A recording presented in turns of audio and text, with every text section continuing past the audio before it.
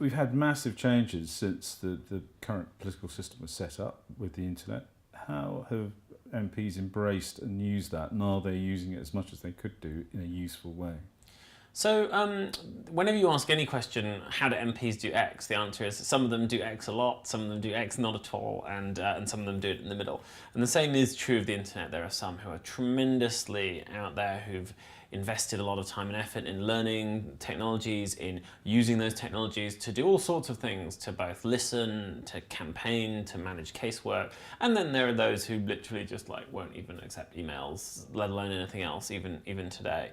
And so it's a broad range. By and large, they're not doing badly at all, though, I think. They, to some extent, let technology happen to them. Someone gives them an iPhone and they go, all right, I'll use that. Or someone gives them Twitter and they have a go. What Parliament definitely is lacking, and MPs individually, is a sense that all the things that you can do because of the internet, that there might be things that they can do. There might be tools and services that should be brought into existence for themselves and for members of the public that are never going to get made by Twitter and Facebook. These are tools that are for members of Parliament, that are for constituents, not for consumers or for, social media users. And so it's, I'm not that down on them in terms of getting modernity. They're not all actually kind of, writing things in kind of quills and longhand. But there is a failing to say, how might we run things differently if we use these technologies rather than if we just, picked up the latest device we've got given and start tapping on it? Some MPs I've heard say that they sort of feel that there's a lot of noise at the moment, if you will, on the internet and so on, and the rise of the e-petition means that there's so much stuff floating around that it actually makes their job more difficult to do. Do you agree with that?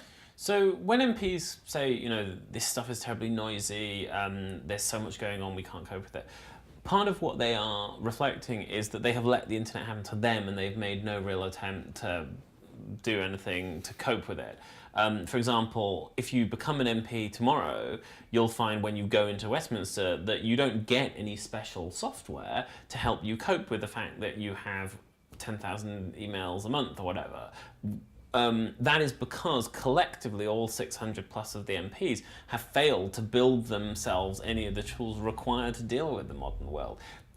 Some of them use Twitter better than others and some of them use Twitter worse, but collectively what they've not done is actually say, you know what, if we don't want rubbish noisy petitions, we should Parliament should embrace really good petitions that are going to be really attractive for the public and that will work with our workflow so that they don't become completely overwhelming. So I don't have very much sympathy when I hear MPs talk about the noise, because to a large extent it's their own failure to innovate that means that they get all these things they can't cope with. I think there are interesting models that are different, that are more about how parties function and how sort of assemblies function, not so much how individual politicians function. By and large, I think most politicians in most countries using the internet probably all using a lot of the same tools with greater or lesser competence. But when you see something like, for example, the Five Star Movement in Italy, that's a modern political party, there you have you have uses of the internet that are about how decisions get made, how manifestos get decided, who even gets to stand. Those things are genuinely new and novel. Those by and large don't exist in Britain at all at the moment. And so it's actually, in some ways, it's the behaviour of the parties on the internet that is quite different and in some ways quite more advanced in other countries, not so much the behaviour of individual politicians, which is probably actually quite similar in Britain to other countries. Can you give a more specific example of something they could do there that they're not doing here? So, for example, in Italy, where the Five Star Movement is based, there are aspects of what the party will vote on in certain ways and shapes that are based on deliberation and voting online from the people who make up their membership. And I don't think there's any parties in this country that do that. And that's not me for a second sort of endorsing that as a blanket idea, but it's just notable that that's just a way in which you can conduct yourself as a political party today that sort of no one does here. What would be your favourite place in the world to vote where you thought the system was better than ours? Does it exist? And if so, what's good about it? So I do think that probably the best model of innovation in voting that is about decisions that are less big than who's going to run the whole country, who's going to be Prime Minister, who's going to be the MP, that's a bit lower down, is the participatory budgeting exercises that started in some cities in Latin America but have now spread to a lot of other places. And actually probably some of the best examples are those in bits of Latin America where they've been doing them long enough that they've been able to, as it were, iron out some of the kinks and try sort of new innovations. And what I like about those is that they don't completely replace representative democracy with sort of like the rule of the, you know, the mob, as it were.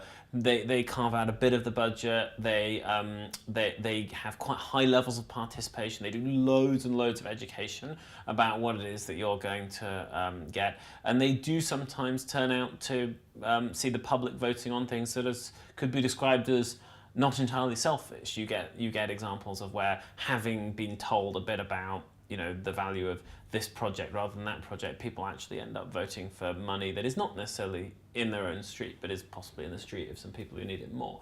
So I think that those are, while imperfect in some ways, those are a sign that to innovate in this field, to give a little bit of power to the public, real power to the public, is not the same as to abandon Parliament and abandon representation. That there are good experiments that can just make government better.